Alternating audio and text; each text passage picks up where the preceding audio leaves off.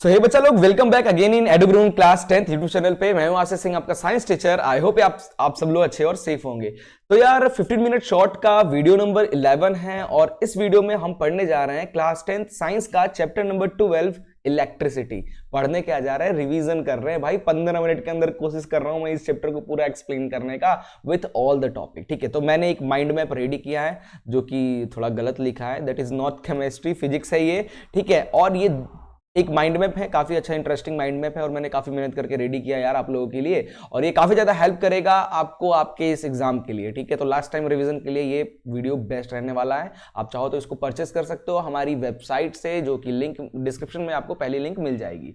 इसी के साथ साथ कहीं कुछ डाउट्स वगैरह आता है, हमने अपनी वेबसाइट पे बहुत सारे नए नए सेट्स ऑफ पेपर्स अपलोड किया है। आपको school.edugrown.in पर विजिट करना है, डिस्क्रिप्शन में लिंक है हमारी वेबसाइट का। स्कूल वाली वेबसाइट पे जाइएगा, वहां पे सीबीएसई के अंदर जाकर ना आपको दिखेगा सीबीएसई एक्स्ट्रा सैंपल पेपर, या एनसीईआरटी वाले फोल्डर में एनसीईआरटी एक्स्ट्रा सैंपल पेपर, वहां क्लिक करोगे तो आप देखोगे क्लास 10th में साइंस की बात करें, maths, Hindi, English, banking, IT, सबके 4-4 क्वेश्चंस पेपर के सेट्स बनाया है according to the latest syllabus.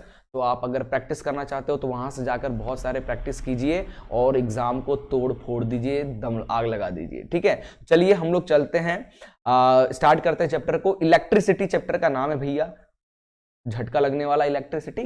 तो इलेक्ट्रिसिटी क्या है? A fundamental form of energy observable in positive and negative form में प्रेजेंट होता है, दैट अकर्स नेचुरली, अकर्स करता है एज इन लाइटनिंग, बिजली में। ठीक है, और is produce and that is expressed in terms of movement and interaction of electron. Electron का मूवमेंट होना है, इंटरेक्शन की हेल्प से जो इलेक्ट्रिसिटी डेवलप होती है ना, वही है हमारी इलेक्ट्रिसिटी।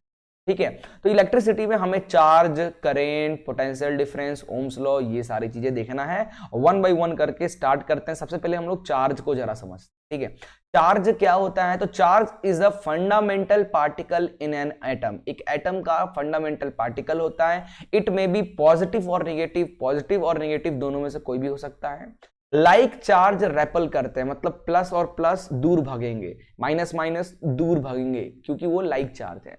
वहीं अनलाइक चार्ज अट्रैक्ट करेंगे, एक प्लस दूसरा माइनस अट्रैक्ट करेगा। ठीक है, इसका जो एसआई यूनिट होता है वो कूलम होता है। SI unit of charge is coulomb, याद रखना, सी से डिनोट किया जाता है।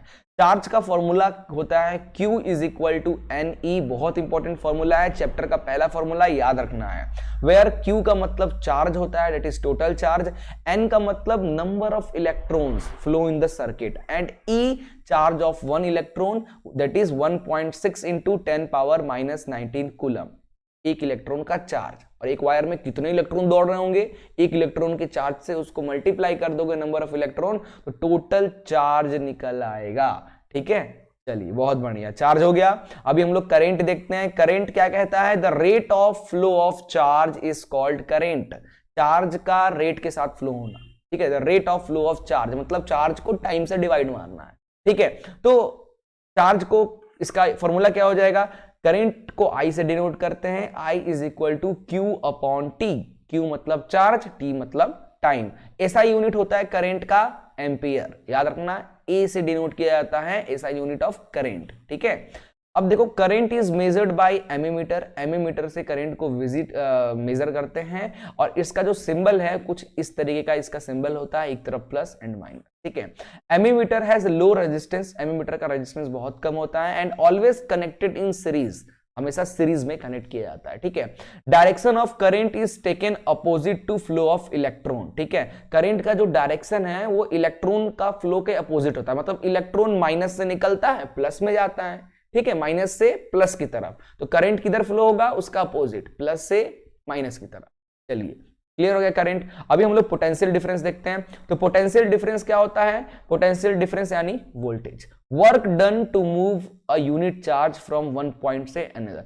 वायर के एक तरफ से, एक पॉइंट से दूसरे पॉइंट पे चार्ज को भेजने के लिए जो वर्क लगता है ना, उसी को कहते हैं पोटेंशियल डिफरेंस। तो work divided by charge is known as potential difference.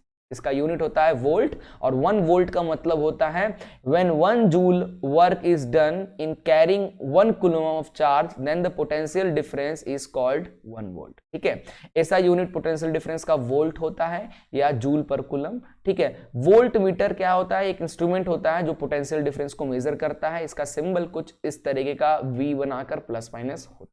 ठीक है, इट हैज हाई रेजिस्टेंस होता है and always connected in parallelly connect करोगे ना तभी ये रीडिंग देगा, सीरीज में मत कर देना कनेक्ट वोल्ट मीटर को। क्लियर है? चलिए अभी हम लोग बात करते हैं ओम्स लॉ के बारे में। ओम्स लॉ क्या कहता है? ओम्स लॉ कहता है कि potential difference across the 2 point of metallic conductor, metal conductor के 2 पॉइंट पे जो पोटेंशियल डिफरेंस होता है वो डायरेक्टली प्रोपोर्शनल होता है current passing through the circuit, circuit में जो करंट फ्लो हो रहा है उसके, and directly proportional at the particular temperature, मतलब टेम्परेचर रिमेन कांस्टेंट एक पर्टिकुलर टेम्परेचर पे। ठीक है, तो mathematically voltage that is potential difference is directly proportional to current, तो इस प्रोपोर्शनलिटी की साइन हटाएंगे तो वोल्टेज इज इक्वल टू हो जाएगा IR, V is equal to IR। Ohm's law formula बहुत इंपॉर्टेंट फॉर्मूला इस चैप्टर का। ठीक है, वेयर R क्या है? R एक कांस्टेंट है जिसको हम लोग रेजिस्टेंस कहते हैं, है ना, और इसका रेजिस्टेंस जो होता है उसका ऐसा यूनिट होता है ओम, ऐसा यूनिट ऑफ रेजिस्टेंस ओम। 1 ओम मतलब होता है 1 वोल्ट अपॉन 1 एम्पियर। ठीक है, क्लियर हो गया? और देखो अब करंट और वोल्टेज में क्या, दोनों डायरेक्टली प्रोपोर्शनल है, जैसे जैसे करंट बढ़ेगा पोटेंशियल डिफरेंस भी बढ़ता जाएगा। अब यहां पे कह सकते हो कि sir according to formula voltage is always also directly proportional to resistance, तो ऐसा नहीं है। रेजिस्टेंस इज अ कांस्टेंट बेटा, हर जगह उसकी वैल्यू सेम रहेगी। रेजिस्टेंस को वोल्टेज और करंट से रिलेट मत कर देना, इंडिपेंडेंट होता है वोल्टेज और करंट। वोल्टेज कम ज्यादा करने से रेजिस्टेंस का कोई असर नहीं होगा because they are the constant. ठीक है, चलिए ये हमारा हो गया। अगले स्लाइड में देखते हैं रेजिस्टेंस को जरा देखते हैं। तो रेजिस्टेंस में देखो हम लोग फैक्टर किस कौन कौन से फैक्टर पर रेजिस्टेंस डिपेंड करता है वो देखेंगे, इलेक्ट्रिकल रेजिस्टिविटी देखेंगे, और register in series and register in parallel देखना है। ठीक है, तब जाकर हमारा ये टॉपिक खत्म होगा। चलिए थोड़ा सा मैं इस पार्ट को जूम करता हूं। तो रेजिस्टेंस क्या होता है? It is the property of conductor to resist the flow of charge. भाई करंट को, चार्ज जो फ्लो हो रहा है उसको रेजिस्ट कर रहा है, कोई रोकने की कोशिश कर रहा है कोई चीज, वो क्या है? वही तो रेजिस्टेंस है। ठीक है, चलिए the factor on which resistance of conductor depends, तो resistance of conductor directly proportional होता है लेंथ, कंडक्टर के लेंथ पे, इनवर्सली प्रोपोर्शनल होता है उसके क्रॉस सेक्शनल एरिया के, डायरेक्टली प्रोपोर्शनल होता है टेम्परेचर पे, also depends on their material पे भी डिपेंड करता है। ठीक है, तो रेजिस्टेंस का फॉर्मूला हो जाएगा resistance is equal to rho, rho मतलब resistivity, L upon A, resistance का एक और formula rho L upon A, याद रखना। ठीक है, where rho is the resistivity. अब रेजिस्टिविटी क्या होता है भैया यार? इसी को इलेक्ट्रिकल रेजिस्टिविटी कहते हैं। Electrical resistivity is the fundamental property of material that major how strongly it resist electric current. ठीक है, हमने रेजिस्टेंस का क्या पढ़ा? रेजिस्टेंस क्या होता है? मटेरियल कंडक्टर की प्रॉपर्टी होती है जो इलेक्ट्रिक चार्ज को रेजिस्ट करता है। तो यहां पे कह रहे हैं ये कितना रेजिस्ट कर पाता है, that is the resistivity of that material. ठीक, कितना तेजी से या किस तरीके से, किस how strongly it can resist the charge. ठीक है, that is resistivity. A low resistive indicate a material that radially allow electric current, बहुत कम इलेक्ट्रिक करंट अगर लो रेजिस्टिविटी मटेरियल है। ठीक है, resistivity is commonly represent by the Greek letter rho and the SI unit of electrical resistivity is ohm metre. Clear हो गया? चलिए बहुत बढ़िया, आगे चलते हैं। रजिस्टर इन सीरीज, अगर आप रजिस्टर को इस तरीके से सीरीज में कनेक्ट करोगे लाइन से R1 R2 R3, ठीक है, तो इक्विवेलेंट रेजिस्टेंस, टोटल रेजिस्टेंस का फॉर्मूला क्या हो जाएगा? R1 plus R2 plus R3, तीनों को एक साथ प्लस कर देना। ठीक है, याद रखना सीरीज में जब चीजों को कनेक्ट करोगे ना तो यहां पे करंट तीनों में सेम जाएगा। इसमें जो करंट की वैल्यू होगी वही R2 में, वही R3 में, बट वोल्टेज डिफरेंस होगा। इसमें का वोल्टेज अलग, इसका वोल्टेज अलग, इसका वोल्टेज अलग। याद रखना रेजिस्टेंस इस सीरीज में करंट कांस्टेंट होगा सब में, बट वोल्टेज अलग अलग होगा। और रेजिस्टेंस का फॉर्मूला R1 R2 R3 को डायरेक्ट प्लस कर दो।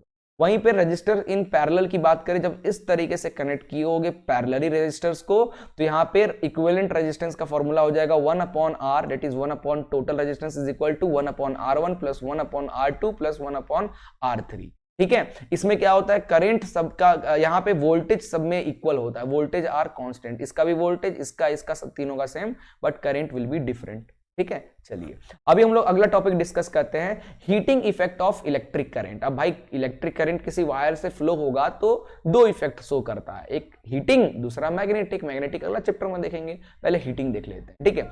इन नाउ देखो यहां पे बताया है कि if an electric circuit is purely resistive है, the source of energy continuously get dispatch entirely in the form of heat. जब उसमें करंट दौड़ेगा तो कंटिन्यूसली उससे हीट निकल रहा होगा। This is known as heating effect of electric. Clear हो गया? तो कितना हीट प्रोड्यूस कर रहा है, जब एक वायर में करंट, रेजिस्टेंस में जब करंट फ्लो हो रहा होगा तो रेजिस्टेंस को कितना हीट आउट कर रहा होगा। इसका फॉर्मूला हो जाएगा H इक्वल टू VIT, ठीक है, VIT। और इस V की जगह पे अगर आप IR, ओम्स लॉ वाला IR रख दें तो फॉर्मूला हीट का बन जाएगा I स्क्वायर RT, ठीक है। तो H is equal to I square RT, where I is the current, R is the resistance, T is the time. Heating effect का फॉर्मूला है, बहुत अच्छे से याद रखना कितना हीट निकलेगा, ठीक है, इतना हीट प्रोड्यूस हो रहा है। अभी हम लोग जूल्स लॉ ऑफ हीटिंग देख लेते हैं। जूल्स लॉ ऑफ हीटिंग क्या कहता है कि it states that the heat produce in a register is directly proportional to the square of current, current के स्क्वायर के बराबर डायरेक्टली प्रोपोर्शनल होगा। It is directly proportional to the resistance के directly proportional होगा, और it is directly proportional to time for which current flow through the conductor. It means अगर तीनों equal करोगे तो H is equal to I square RT आएगा, यही तो है जूल्स लॉ। क्लियर हो गया? चलिए अगला है इलेक्ट्रिक पावर। इलेक्ट्रिक पावर क्या होता है? तो the rate at which electric energy is consume. Electric energy किस रेट से कंज्यूम हो रहा है, यही तो होता है पावर। तो पावर का फॉर्मूला हो जाएगा VI, वोल्टेज इंटू करंट। दूसरा फॉर्मूला पावर का होता है, V की जगह अगर हम IR रख दें ओम्स लॉ वाला, तो यही फॉर्मूला बन जाएगा I स्क्वायर R या V स्क्वायर अपॉन R। ये तीनों फॉर्मूला पावर का है, याद रखना है, ठीक है। पावर का ऐसा यूनिट वॉट होता है, ठीक है। Power commercial unit of electrical energy का कमर्शियल यूनिट किलोवाट आवर होता है, ठीक है। तो 1 किलोवाट आवर में 3.6 इंटू 10⁻6 जूल होते हैं, एकदम अच्छे से याद रख लो। और इसी 1 किलोवाट आवर को ना हम अपने घरों में 1 यूनिट चल रहा है, 2 यूनिट बिजली बिल आया, इस महीने में 50 यूनिट आ गया, तो 1 किलोवाट आवर मतलब 1 यूनिट, ठीक है। चलिए ये क्लियर हो गया। नेक्स्ट हम लोग देखते हैं, filament of electric bulb is made up of टंजस्टन। जो इलेक्ट्रिक बल्ब का जो फिलामेंट होता है ना अंदर, वो टंजस्टन से बना होता है। क्यों टंजस्टन से बना होता है भाई? तो it does not oxidise readily at high. जब टेम्परेचर बढ़ता है ना, बल्ब ग्लो करता है, तब टेम्परेचर इतना ज्यादा बढ़ता है फिर भी वो ऑक्सीडाइज नहीं होता है, ठीक है। इट हैज हाई, उसकी मेल्टिंग पॉइंट बहुत ज्यादा होता है, इसलिए जल्दी मेल्ट नहीं करता है। द बल्ब, अब बल्ब के अंदर कुछ फिल भी करके रखते हैं। The bulb are filled with chemically inactive gases like nitrogen और आर्गन, जैसे फिलामेंट की लाइफ को बढ़ाने के लिए हम लोग यूज करते हैं, ठीक है। नाइट्रोजन और आर्गन याद रखना। इलेक्ट्रिक फ्यूज की बात करते हैं तो इलेक्ट्रिक फ्यूज हम लोग घरों में यूज करते हैं अपने उसमें। क्यों? तो it is the safety device that protect our electrical appliance को प्रोटेक्ट करता है in case of short circuit और ओवरलोडिंग, ठीक है। Fuse is made up of pure tin और alloy of copper and tin से बनाया जाता है। Fuse is always connected in series with live wire के साथ कनेक्ट करते हैं, और fuse has low melting point होता है। अगर अचानक से घर में वोल्टेज बढ़ा तो वो तुरंत मेल्ट हो जाएगा, जिसकी वजह से आपके घर के अप्लायंसेस वगैरह बच जाएंगे। नहीं तो अगर करंट चला गया तो घर की टीवी वो सब सर्किट उड़ जाएगी, ठीक है।